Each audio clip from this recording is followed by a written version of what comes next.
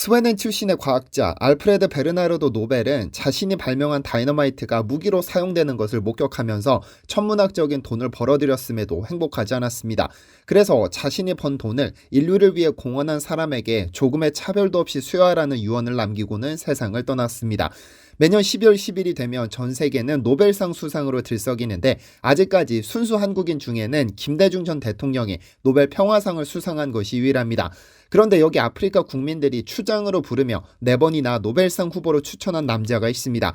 10억 명 아프리카인들의 생명을 살린 남자, 그의 말 한마디를 듣기 위해 중국, 소련, 베트남이 대표단까지 파견시켰던 남자, 미국이 55년 걸린 일을 단 5년 만에 성공시킨 기적의 주인공, 그는 누구일까요?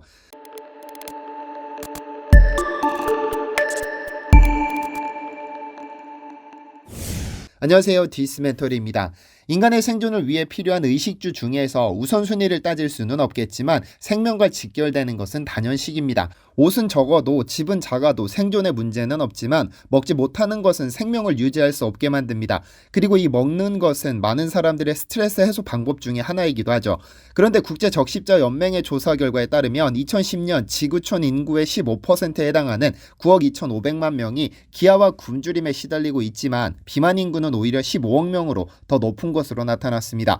즉 너무 많이 먹어서 건강에 문제가 생긴 인구가 먹지 못해 건강에 문제가 생기는 이들보다 많다는 의미입니다. 빈부격차가 커지고 있다는 것을 나타내는 겁니다. 그중 9억 5천만 명의 기아에 허덕이는 인구가 가장 많은 대륙은 단연 아프리카입니다. 컨섬 월드와이드가 발표한 2021년 세계 기아 지수에 따르면 전 세계 135개국 중 기아 위험이 1위를 차지한 국가는 극히 위험으로 분류된 소말리아로 2021년 영양결핍 인구 비율이 무려 59.5%나 됩니다.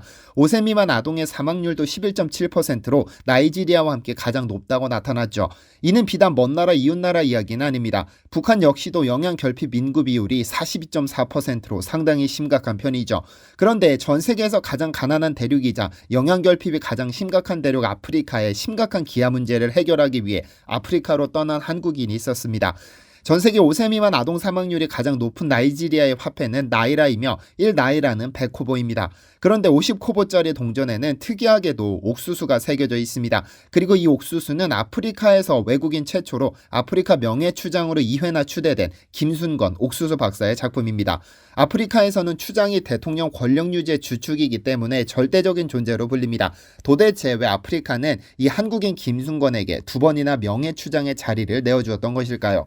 국제열대농업연구소는 지난 1979년 미국 유학 후 농촌진흥청에서 근무하던 김 교수에게 끊임없이 팩스를 보냈습니다. 5억 명의 아프리카 인구가 식량난에 허덕이고 있다. 제발 도와달라는 것이 팩스의 핵심이었죠. 사실 당시 한국도 그리 넉넉한 형편은 아니었으나 점차 형편이 좋아지고 있었기 때문에 굳이 아프리카로 떠날 이유는 없었지만 김순건 박사는 주저하지 않았습니다. 그렇게 17년간의 옥수수 여정이 시작됐죠. 옥수수는 우리가 북한의 실상을 보여주는 TV에서 쉽게 볼 수 있듯이 탄수화물, 단백질 등을 다량으로 함유하고 있어 식량 문제를 해결해주는 중요한 농작물이고 다른 농작물과는 차원이 다른 생산량을 자랑합니다. 보통 식물은 공기 중 탄소를 흡수해 녹말을 만드는 탄소 동화작용이 뛰어날수록 생산량이 높아지는데 옥수수가 이 능력이 상당히 탁월합니다. 동일한 면적에서 생산하는 쌀이나 밀에 비해 생산량이 50% 이상 높은, 즉 쌀이나 밀로 1억 명을 먹일 수 있다면 옥수수로는 1억 5천 명을 먹일 수 있죠. 배고픔을 해결해주는 가장 훌륭한 작물인 겁니다. 아프리카는 현재 3억 명에 이르는 인구가 옥수수로 생명을 유지하고 있다고 하는데요. 그런데 아프리카에서 옥수수가 대량으로 생산되지 못했던 것은 일명 악마의 풀이라 불리던 스트라이가라는 잡초 때문입니다. 너무나 예쁜 겉모습과는 다르게 이 스트라이가의 손길만 닿아도 밭은 폐허로 변해버립니다. 땅속 자양분을 모조리 빨아들여 다른 작물이 자랄 수 없도록 만들어버리니까요. 농약으로 방지하면 새로운 돌연변이가 출현하고 이를 뽑아내면 더 튼튼한 싹이 올라옵니다. 당시 서양학자들이 도저히 못 잡는다며 손을 뗀 상태였죠. 그래서 김순건 박사는 아예 다른 방식으로 접근해버렸습니다. 이 스트라이가를 죽일 수 없다면 이 스트라이가를 이겨낼 수 있는 품종을 만들면 된다는 관점으로 접근한 것이죠. 그래서 스트라이가를 직접 키워 그 특성을 분석한 후 9년 만인 1992년 이를 이겨내는 품종 10개를 길러냈습니다. 스트라이가에게 최소한의 영양분만 빼앗기면서 공생하는 신품종을 개발한 겁니다. 그 결과 최대 73%에 이르던 스트라이가 피해를 5%로 획기적으로 줄였고 이후 아프리카의 식량 문제는 조금씩 해결되기 시작합니다. 이 스트라이가와 공생 가능한 옥수수를 개발한 덕분에 김순건 박사는 노벨상 후보로 추천됐던 것입니다. 그는 총 5번의 노벨상 후보로 추천됐었는데 유엔 식량농업기구 FAO와 나이지리아, 카메룬 등 아프리카 국가들이 4번을 추천했고 한 번은 한국 정부의 추천으로 이루어졌었습니다. 특히 나이지리아의 경우 김순건 박사가 옥수수를 개발하기 전까지 매년 100만 톤의 옥수수를 수입해 어마어마한 돈이 해외로 빠져나가고 있었지만 이 옥수수 덕분에 생산량이 300만 톤으로 늘면서 완전한 자급자족과 더불어 대려 외화를 벌어들이는 효자작물이 됐습니다. 그래서 나이지리아에서는 그에게 자군몰루와 마이에군이라는 명예추장의 칭호를 내려주기도 했고 이는 나이지리아가 외국인에게 줄 수 있는 최고의 영예입니다. 그를 좀 더 알아볼까요? 1945년 울산에서 태어난 그는 경북대학교 농학과를 졸업했습니다. 대학 시절에도 그는 알려진 공부벌레였는데 강의와 아르바이트를 제외하며 모든 시간을 도서관에서 보냈습니다. 그런 그도 진로에 대한 고민은 있었습니다. 어떤 분야로 진출한 것인가가 그의 고민이었죠. 씨 없는 수박을 만든 우장춘 박사처럼 육종학자가 될 것인가 아니면 서울대 대학원에 진학해 교수가 될 것인가를 두고 고민하다 교수가 되기로 마음먹었습니다. 그런데 상당히 잘 본 것이라 생각했던 대학원 입학시험이지만 그는 합격자 명단에 들지 못했습니다. 그래서 담당 교수에게 따지러 갔더니 자네는 생김새가 촌사람이어서 경제학은 어울리지 않으니 그대로 육종학을 하라면서 대학원에 입학하지 못했습니다. 결국 그는 어쩔 수 없이 농촌진흥청에 들어가게 됩니다.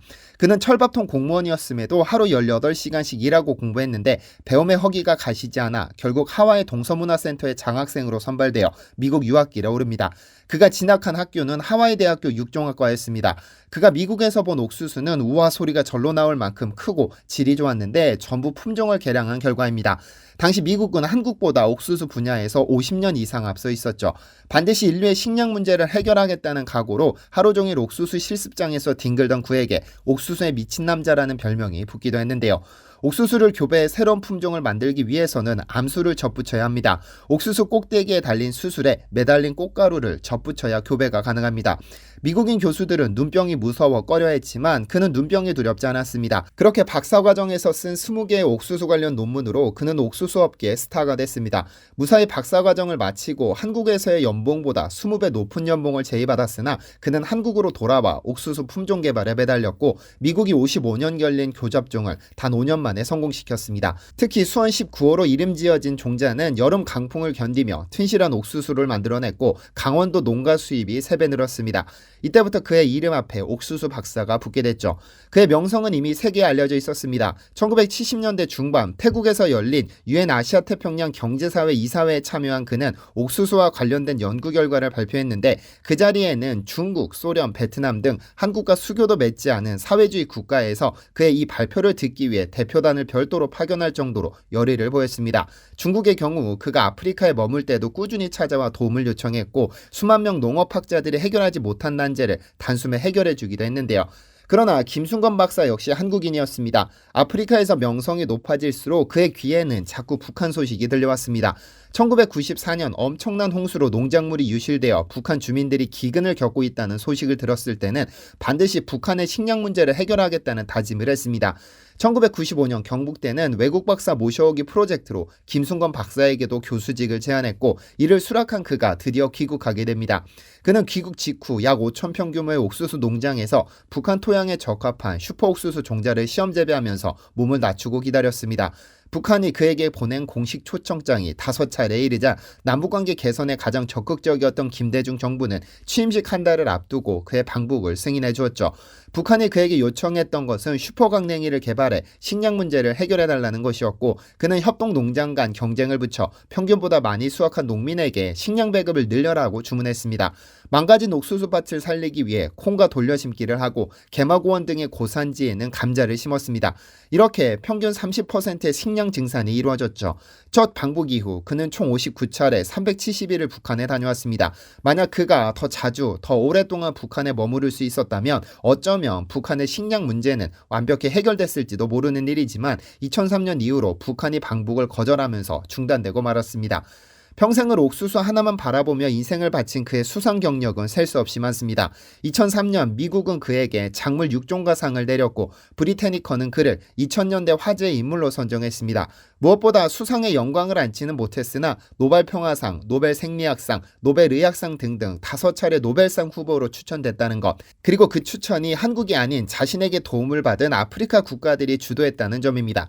이미 노벨상을 받은 수상자만큼이나 깊은 존경을 한 몸에 받는다는 점은 어쩌면 수상보다 더 가치 있는 일이 아닐까요?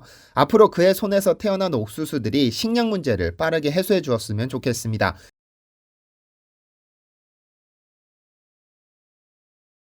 시청해 주셔서 감사합니다.